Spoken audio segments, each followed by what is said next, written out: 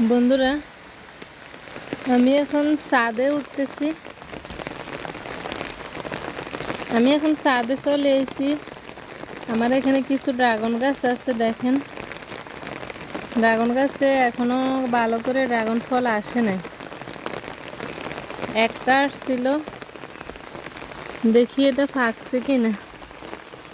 Wow, dragon ফলটা ফাঁকি রয়েছে।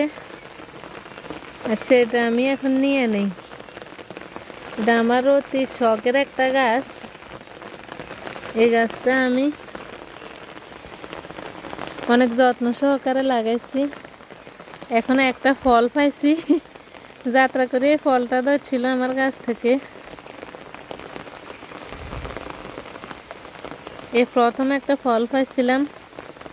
ওই যে আরেকটা ফুল আছে, এই ফুল থেকে একটা ফল আসবে ইনশাল্লাহ। দোয়া করবেন সবাই।